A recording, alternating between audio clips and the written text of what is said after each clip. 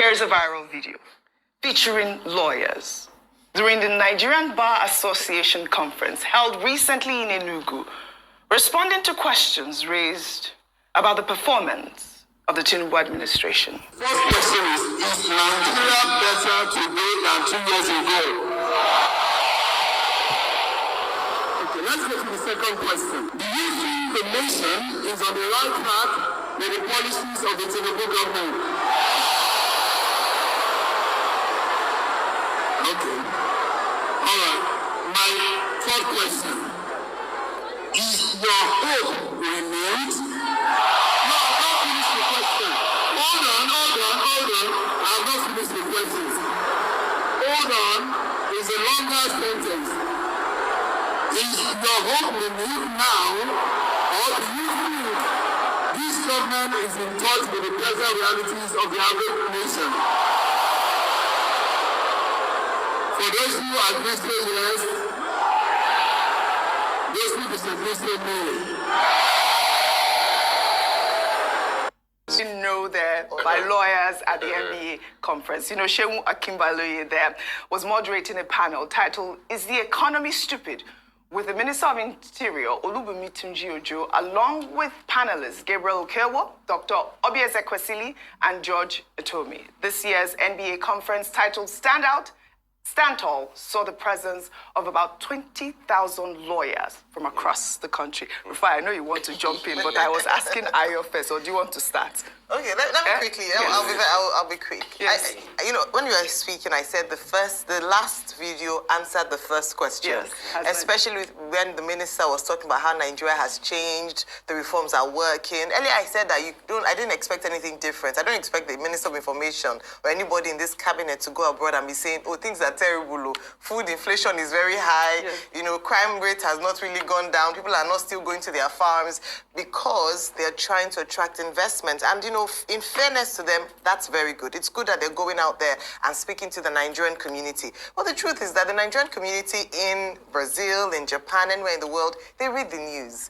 They speak to their family members back at home. They send money back home. They know that the last time, maybe when they were sending 1,000 naira for a tuber of yam, now they are sending 5,000 naira for a tuber of yam. They know how much rent was the last time they were sending money to their family members, maybe their parents or so. So they are not unaware. But I remember one of the speakers had said something. He said, we cannot do anything about it. Let's just move forward. We cannot just keep complaining. So what we do as a people is that we understand that this is what we have on our hands. How do we work around it to still make the best life for ourselves or the best sense of things? And that, I think that's where a lot of Nigerians are. But it doesn't take away the responsibility of the government to work hard to ensure that they do what they're supposed to do right by Nigerians. Yeah.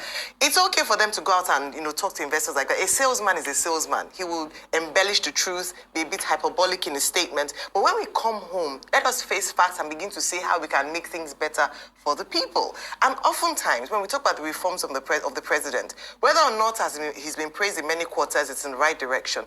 How are the people feeling it? This is the question. What are the safety net approaches? And we've been talking about this since the announcement of the removal of fuel subsidy.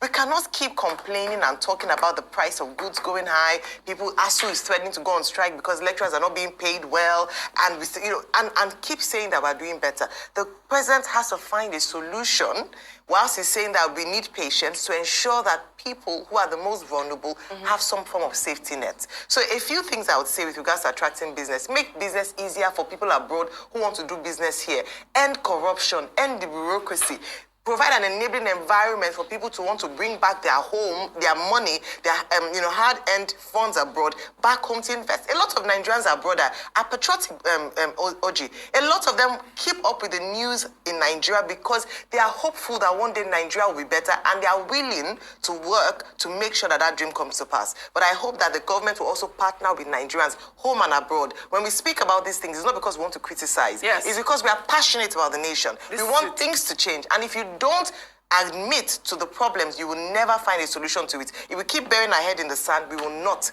come out of what we find ourselves in today.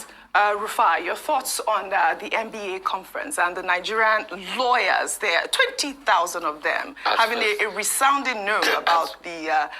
At first, reforms, please, or I will instruct whether you. Nigeria You has have to changed. submit me the names of all those lawyers. What are you going to use them for? Please, all of them. them that in the hall Why? that attended that session. How can they say such a thing? Expression. Freedom of what? Of course. No, say that. The only one freedom we have is the freedom of President Tinubu doing well in the country. Everything is good. You can see how Nigeria is moving. It's doing very well.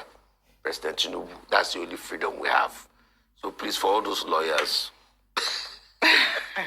I've been sarcastic, but the truth is, it speaks to itself. I saw that conference. I saw how the government officials tried to defend things that didn't exist. Take, for instance, one of the ministers I was on the panel said there were, this is the line the government keeps putting out, that there was no provision for subsidy in the law when they removed subsidy. But you see, they don't tell the full part of the story that this government also claimed they paid subsidies till 2024. It was when the prices jacked up. So when they said subsidy gone, they were still paying subsidies. These are empirical facts. The NNPC was still paying subsidies within. It was when they said they removed it totally that happened. So they tell a lot of half-truths. There's a danger of a single story. It's just one side they tell. But you cannot deceive the people for too long. See, Oji, if the parameters are good in favor of the people, forget what the IMF is saying, okay, reserves and everything. The IMF is never there for your lives to get a lot better. It's never there for your lives to get a lot better. Forget it. With all the advice the IMF has been giving, where did it lead us to? You were just named the best crypto exchange by... With all the advice the IMF has been giving, where did it lead us till today? So if the parameters are good, you will see it, Oji. Can we compare it to the years when Nigeria was growing 7-8%? We saw, one of us just like, the president didn't need to go and tell people in Brazil to come back home. They came back, people came back home normally. But you know the interesting part, people that came back home in those boom days, they are going back. They've all gone back. Right. So you don't need to tell people. It's not a case of overselling. Right. What you should focus on is leave the sentiment and the buzzword, the head lies. You were saying headlines don't lie. No. There's something you call head lies. I can do propaganda and craft an headline now. It doesn't. I can craft headlines. Depends on what you're reading. Yes. Yeah. So what you say is it depends on what you are reading. Headlines can be headlines. True. So I can craft headlines for you, just to feel that things are working, but they're not working. And it goes back to the fact that they need to get a lot done. All right. The MBA conference is one. I've also had the chance to be able to moderate one of the sessions of the MBA conference where we speak truth to power for each other has been given. Where did it lead us till today? So if the parameters are good, you will see it, Oji. Can we compare it to the years when Nigeria was growing 7-8%? We saw, one of us just like, the president didn't need to go and tell people in Brazil to come back home. They came back, people came back home normally. But you know the interesting part, people that came back home in those boom days, they are going back. They've all gone back. All right. So you don't need to tell people. It's not a case of overselling. Right. What you should focus on is leave the sentiment and the buzzword, the head lies. You were saying headlines don't lie. No. There's something you call head lies. I can do propaganda and craft an headline now. It doesn't. I can craft headlines. Depends on what you're reading. Yes. Yeah. So what you say is it depends on what you are reading. Headlines can be headlines. True. So I can craft headlines for you, just to feel that things are working, but they're not working. And it goes back to the fact that they need to get a lot done. All right. The MBA conference is one. I've also had the chance to be able to moderate one of the sessions of the MBA conference where we speak truth to power for each other. And I think these are the feedbacks the government should be able to take. All right. As it is, we're talking to the diaspora community in Brazil. Yes, these are the reforms, but the question is, so that's their own single story. Oh, we've put in reforms, we remove this, we remove that, remove this, remove that. Ayo was saying, reduce corruption. No, corruption is gone already, so forget what are you raising. So the second part of the story is this. You have done the reforms, but that reforms too have increased price times 3 for the lives of Nigerians. Yeah, but remember what It's the president more said. People into poverty. It's plunged more people into pain. And the problem also is that you have not shown us a strategic plan to be able to come out of it. All right.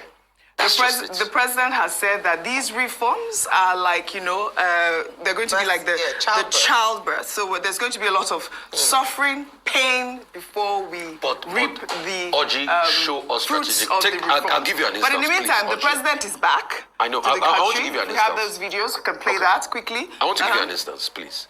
After the president pulled out subsidy, announced subsidy gone, mid-2023. Yes. He gave a speech where he said we are going to cultivate 10 million hectares and all that. All the promises he gave in the speech, where are we on the agricultural cultivation now as we speak? All right. Where are we on the supply chain logistics? Those are some of the questions that the administration will need to respond. Only a minute because we have to go to the next one.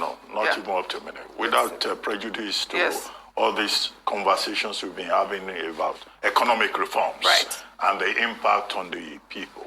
Now, there's something in journalism called leading questions. When you phrase questions to have a predetermined intended answer. Yes. So, and a typical example will be those questions that you showed. When you ask people, do you think hope has been renewed? There are only two options. Yes. When you ask them, is Nigeria economy better than it? If you were to disaggregate it, then of course there will be room for further reflection and for analysis. So these are trick questions that just lead to one particular answer. All right. So we need to be careful about that. Okay. So in other words, that may not be a proper reflection of the diverse, disaggregated views of the Nigerian Bar Association. Right. Well said. Or even some of the Nigerian people. Or even the Nigerian people. Some of the Nigerian people. Well, all right.